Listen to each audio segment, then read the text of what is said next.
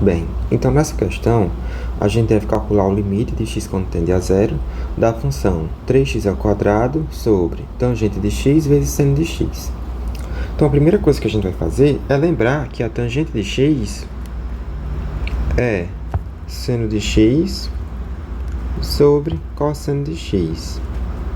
E aí a gente vai substituir o valor da tangente de x em função de seno e cosseno nessa expressão e vamos ver o que é que a gente obtém. Então vamos lá. Calcular o limite de x quando tende a zero da função 3x² sobre tangente de x vezes o seno de x equivale a calcular o limite quando x tende a zero da função 3x² sobre tangente de x é seno de x sobre cosseno de x vezes, está sendo multiplicado pelo seno de x aqui, vezes o seno de x. Ok, então vamos só melhorar um pouco essa expressão aqui do denominador. Isso aqui é o limite de x quando tende a zero da função 3x² sobre seno de x vezes seno de x, isso aqui dividido por cosseno de x. Esse numerador, a gente pode ver ele sempre como uma fração, né? Ele vai ser 3x² sobre 1. E aqui a gente utiliza aqui divisão de frações, fica a fração do numerador vezes o inverso da fração que está no denominador. Então, esse aqui vai ficar o limite de x quando tende a zero de 3x² cosseno de x sobre seno de x vezes seno de x. Ok. Agora que a gente já manipulou, a gente observa que quando x vai para zero, seno de x vai para seno de zero, que é igual a zero. Portanto, aqui esse denominador ficaria 0 vezes 0, que é igual a zero. Ou seja, a gente tem uma indeterminação. Então, a gente tem que tentar manipular esse limite a fim de contornar essa indeterminação.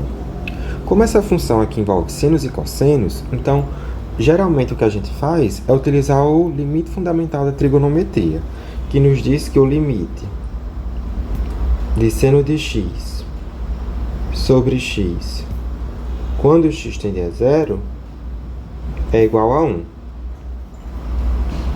E perceba que esse aqui é um limite de x quando tende a zero. Está aparecendo um seno aqui, ele está no denominador, que é onde dá o problema.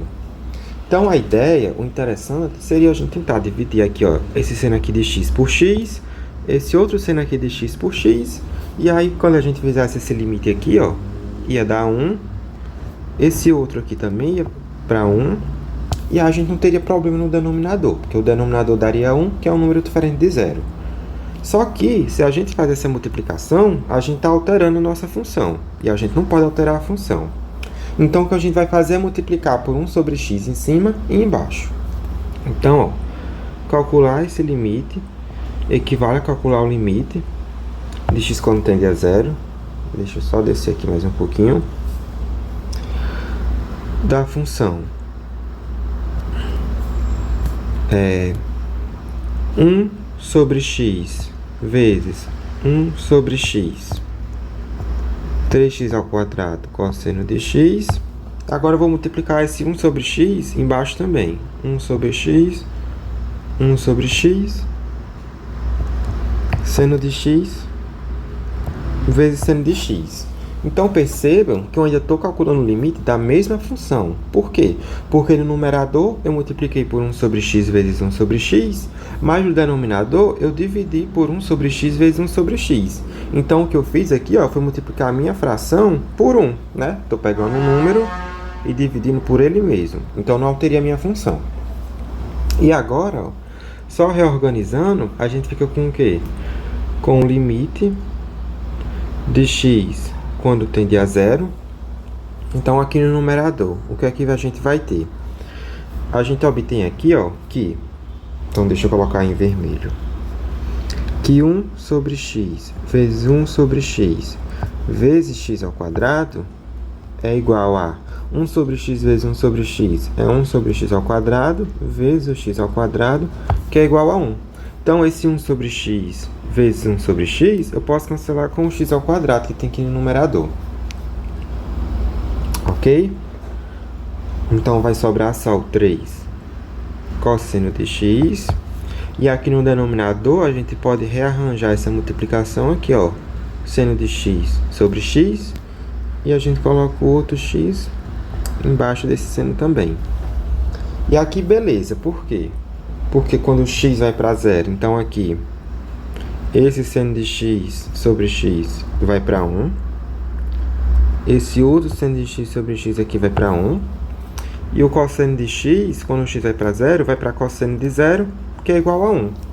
Portanto, todo esse limite aqui vai ser igual ao quê? 3 vezes 1 sobre 1 vezes 1. Ou seja, que dá 3. E isso encerra a questão.